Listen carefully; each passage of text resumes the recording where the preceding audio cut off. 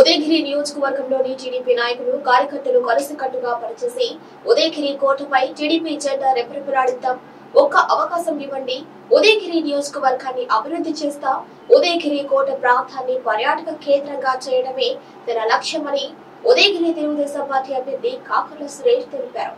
మంగళవారం జలదంకిలోని స్థానిక పద్మావతి కళ్యాణ మండపంలో మండల పార్టీ అధ్యక్షులు పులిగుంట మధుమోహన్ రెడ్డి ఆధ్వర్యంలో టీడీపీ నాయకులు కార్యకర్తల సమావేశం నిర్వహించారు. ఈ సందర్భంగా కాకర్ల సురేష్ మాట్లాడుతూ, ఒక్క అవకాశం ఇవ్వండి. ఉదయగిరి నియోజకవర్గాన్ని ఆదర్శవంతంగా అభివృద్ధి చేస్తారని, ప్రత్యేకంగా నాకు అవకాశం ఇచ్చిన చంద్రన్నకు, లోకేష్, పవన్ అన్నలకు నేను రుణపడి ఉంటానని తెలిపారు. ఉదయగిరి నియోజకవర్గంలోని టీడీపీ నాయకులు కార్యకర్తలు కలిసికట్టుగా పనిచేసి ఉదయగిరి కోటపై టీడీపీ జెండా రెపరెపలాడిద్దాం. ఒక్క అవకాశం ఇవ్వండి. ఉదయగిరి నియోజకవర్గాన్ని అభివృద్ధి చేస్తా. ఉదయగిరి కోట ప్రాంతాన్ని పర్యాటక కేంద్రంగా చేయడమే తన లక్ష్యమని ఉదయగిరి తెలుగుదేశం పార్టీ అభ్యర్థి కాకర్ల సురేష్ తెలిపారు. మంగళవారం జలదంకిలోని స్థానిక పద్మావతి కళ్యాణ మండపంలో మండల పార్టీ అధ్యక్షులు పులిగుంట మధుమోహన్ రెడ్డి ఆధ్వర్యంలో టీడీపీ నాయకులు కార్యకర్తల సమావేశం నిర్వహించారు. ఈ సందర్భంగా కాకర్ల సురేష్ మాట్లాడుతూ, ఒక్క అవకాశం ఇవ్వండి. ఉదయగిరి నియోజకవర్గాన్ని ఆదర్శవంతంగా అభివృద్ధి చేస్తారని, ప్రత్యేకంగా నాకు అవకాశం ఇచ్చిన చంద్రన్నకు, లోకేష్, పవన్ అన్నలకు నేను రుణపడి ఉంటానని తెలిపారు. అధ్యక్షుడు అచ్చెన్నాయుడు గారు, జనసేన అధ్యక్షులు పవన్ కళ్యాణ్ గారు ఈ అవకాశాన్ని ఇచ్చినందుకు నా నమ్మకాన్ని రద్దు చేయడానికి మరొకసారి సరిగ్గా తెలియజేసుకుంటున్నాను. సో వారు కూడా మాతో కలిసి రావడం జరుగుతుంది. నేను చాలా మంది జనసేన పార్టీ మండల అధ్యక్షులను కలవడం జరిగింది, పార్టీ నాయకత్వాలు కూడా కలవడం జరిగింది. మళ్ళీ మనకు బీజేపీ కూడా వాళ్ళు మనకు హెల్ప్ చేస్తారు, వాళ్ళ ముందుకు రావడం జరిగింది. ఈ మూడు పార్టీల నాయకుగా ఎంత అవసరం ఇప్పుడున్న పరిస్థితుల్లో.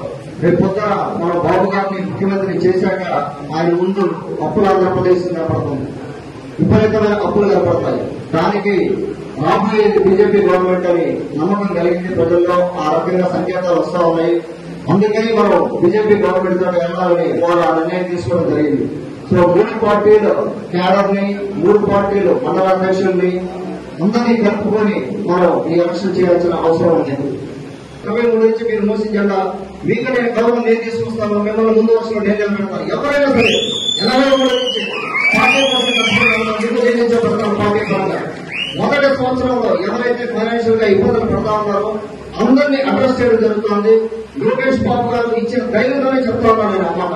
అందరినీ క్యాడర్ అందరినీ కూర్చోబెట్టుకొని ఎవరు ఫైనాన్షియల్ ఇబ్బంది పడ్డారో, ఏం చేశారో అన్ని కూర్చోబెట్టుకునే సమస్యలు ఒక 1 year ఎంత పెద్ద మనం రిజాల్వ్ చేసేదానికి ట్రై చేస్తున్నాము. నేను మీకు అండగాడుతాను ఆ విషయంలో. తర్వాత మీరు రాజకీయాలు చూసుకుంటే ఇప్పుడు మేకపాటి చంద్రశేఖర్ రెడ్డి గారు మీకు క్లియర్ గా తెలుసు. ఆయన కాంగ్రెస్ వాది, మొదటి నుంచి కూడా కాంగ్రెస్ వాది, తర్వాత వైసీపీలో చేరడం జరిగింది.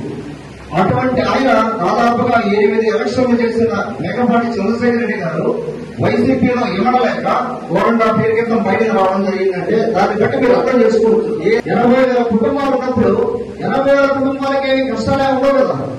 ఉండేది కొంతమంది కొన్ని వేల కుటుంబాలకు కష్టాలు ఉంటాయి. అది కూడా తెచ్చలేనప్పుడు ఈ రాజకీయ వ్యవస్థ ఎందుకు, రాజకీయ నాయకులు ఎందుకు, గవర్నమెంట్ ఎందుకు, ఇది తీసుకోవాలి.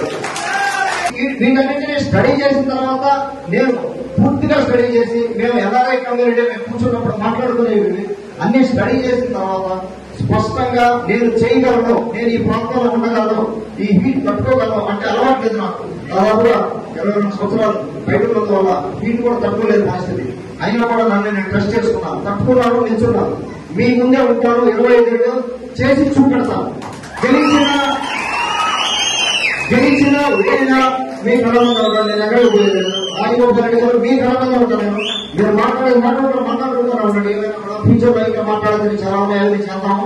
అలాగే మీరందరూ కూడా నాయకులందరూ కూడా ఈ రోజు మనకు ఎలక్షన్ టైం వచ్చింది. ఇంకొక మాట సమయంగా నేను విజ్ఞప్తి చేస్తున్నాను. వికాస్ గారు ఆల్రెడీ అడ్రస్ చేశారని. మనకు ఎలక్షన్ టైం వచ్చింది.